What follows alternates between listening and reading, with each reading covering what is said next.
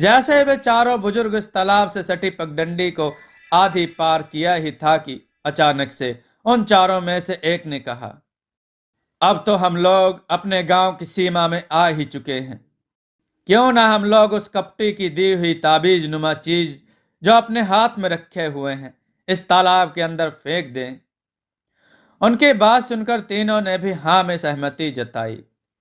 उन चारों ने तुरंत ही अपने दाहिने हाथ में कपटी की दी हुई ताबीज उस तालाब के अंदर फेंक दी और फेंकने के बाद वे सभी तेजी से वहां से जाने लगे।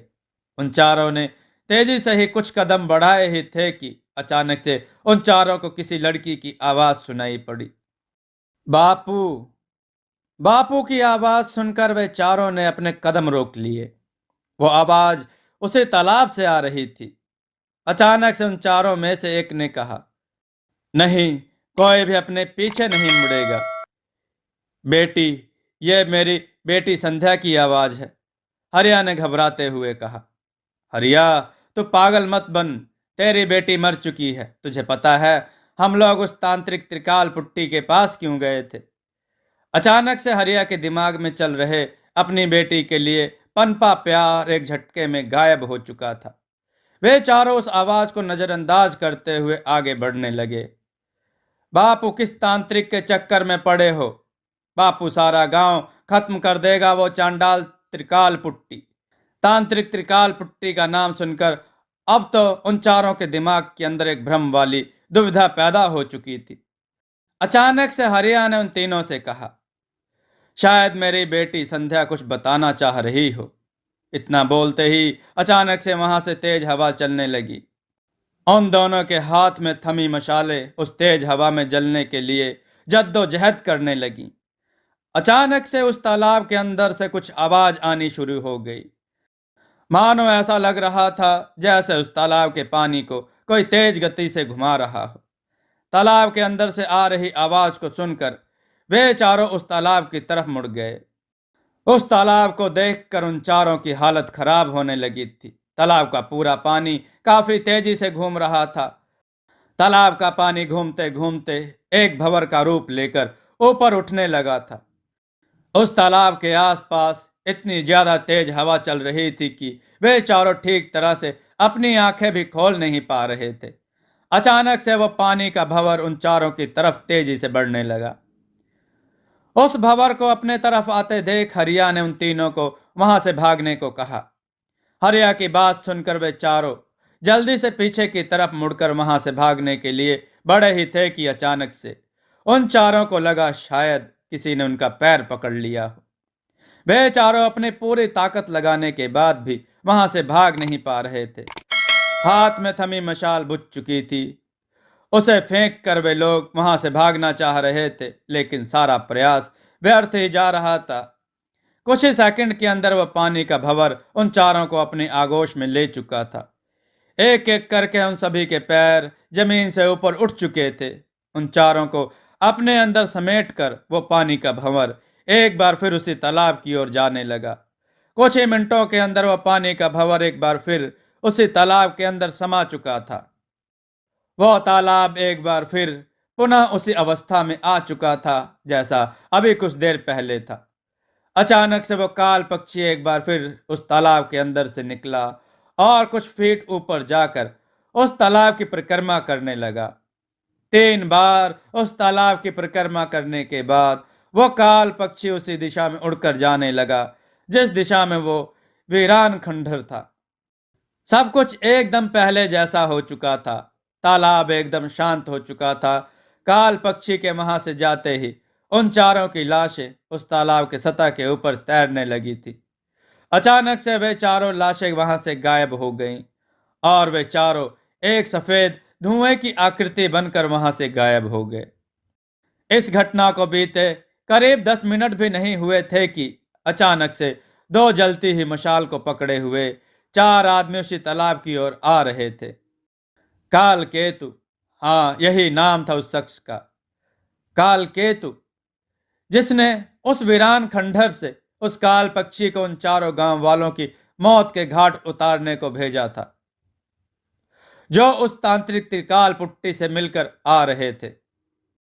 एक तरफ काल पक्षी उन चारों को उस तालाब में डुबोकर मारने के बाद वो अपने काल केतु के पास जाने के लिए उड़ चुका था, उनके कुछ देर लेकिन उसके कुछ देर बाद ही वे चारों गांव के आदमी जो मशाल पकड़े उसी तालाब की तरफ आ रहे थे। आखिर उनके पीछे कौन सा रहस्य छिपा हुआ था? काल पक्षी ने जिन चारों को डुबोकर मारा था, या तो वो चारों मायावी थे, या फिर जो चारों अभी दो मशाल पकड़े उस तालाब की ओर आ रहे थे, वो मायावी थे। कहीं ऐसा तो नहीं था कि उस तांत्रिक त्रिकाल पुट्टी को यह सब बातें पहले से पता चल चुकी थी कि उन चारों की मौत बनकर काल पक्षी उस तालाब के पास इंतजार कर रहा है, और उसी काल पक्षी को भ्रमित करने के लिए त्रिकाल पुट्टी ने उन चारों को उस तालाब के पास पहुंचने से पहले ही उसने अपने चार मायावियों को उनके रूप में वहां भेज दिया था। खैर, वे चारों अब जो भी हों, अपने हाथ में मशाल लिए उस तालाब के किनारे वाली पगडंडी को पार करते हुए अपने गांव की तरफ निकल चुके थे, और कुछ ही देर में अपने गांव पहुंच चुके थे और कुछ ही देर में अपने गांव पहुंचने वाले थे। अब तक जो भी घटनाक्रम घटित हुआ था, उससे तो यही लग रहा था काल पक्षी काल केतु के लिए काम कर रहा था, और त्रिकाल पुट्टी अपनी तंत्र सिद्धि के द्वारा अर्जित की गई शक्तियों के बल पर उन गांव वालों को काल पक्षी और काल केतु के चुंगल से बाहर निकालना चाह रहा था। आखिर ऐसी कौन सी घटना अतीत में उस गांव के अंदर घटित हुई थी, जिनके प्रकोप से बचाने के लिए आज रात वे चारों गांव के बुजुर्ग त्रिकाल पुट्टी के पास गए थे? अतीत के गर्भ में ऐसी कौन सी घटना थी जिसे कुरेदना अभी बाकी था? गांव बैजापुर तकरीबन 150 घर रहे होंगे उस गांव में, और उस गांव की आबादी करीब करीब 800 की होगी। वो गांव तीन ओर से जंगलों से घिरा हुआ था, काफी अलग थलग, दुनिया की चकाचौंध से बहुत दूर बसा हुआ था। ये गांव बिजली का दूर दूर तक कोई नामो निशान तक नहीं था। खेती के लायक पर्याप्त बारिश हो जाती थी। उस गांव के अंदर 2 से 3 कुएं और एक बड़ा सा तालाब था। पूरे गांव वालों को पीने का पानी उसी से आपूर्ति होती थी। पूरे गांव के लोग एक दूसरे की सहायता करके अपना अपना जीवन यापन कर लेते थे। गांव के होनहार आदमी गांव से बाहर शहर जाकर कुछ मूलभूत आवश्यकताओं को लेकर गांव आ जाते थे, और वो गांव में उन चीजों को जरूरतमंदों में कुछ पैसे लेकर वितरण कर दिया करते थे, जिनसे उनका आने जाने का भाड़ा भी निकल जाता था और गांव वालों का काम भी नहीं रुकता था। गांव की कुछ लड़कियां झुंड बनाकर उस गांव से थोड़ी दूर जंगलों के अंदर सूखे टूटे हुए पेड़ पौधों की डालियां चुनकर घर लाती थीं, क्योंकि उसे जलावन से गांव के हर एक घर में खाना पकता था। आज से ठीक 28 दिन पहले उस गांव की कुछ जवान लड़कियां रोज की तरह अपने गांव से निकलकर उस जंगल की ओर सूखी लकड़ियां चुनने के लिए जाने लगी। और लड़कियों के झुंड में कुल 5 लड़कियां थीं, जिनमें संध्या और सपना काफी तेज तर्रार थी। वे दोनों काफी ऊंचे ऊंचे पेड़ों के ऊपर चढ़कर सूखी डालियों को तोड़ देती थी। उस झुंड में वे अपने साथ 3 से 4 कुल्हाड़ी नुमा औजार भी अपने साथ रखते थे, जिससे वे सभी लकड़ियों को काटती थी, और साथ ही साथ अगर कभी कोई जंगली जानवरों से उन लोगों का कभी आमना सामना भी होता था, तो वही औजार उनकी रक्षा भी करता था। हर दिन की तरह आज भी जब वे सभी जंगल के पास पहुंचे ही थीं कि अचानक से उन सभी को आज एक अलग तरह की महक उन सभी के आसपास नाकों तक पहुंच रही थी। कुछ ही देर के अंदर वे पांचों सुगंध से मुग्ध होकर उसी दिशा में उस जंगल के अंदर जाने लगे जिधर से वह सुगंध आ रही थी। एक एक करके वे सभी लड़कियां संध्या के पीछे पीछे उस दिशा में बढ़ रही थी। कुछ दूर जाने के बाद अचानक से संध्या रुकी। उसने रुककर तुरंत ही गर्दन घुमाकर अपने पीछे की तरफ देखी। बाकी उनके 3 सखी उनसे कुछ दूर पहले ही बेहोश होकर नीचे जमीन पर गिर चुकी थी।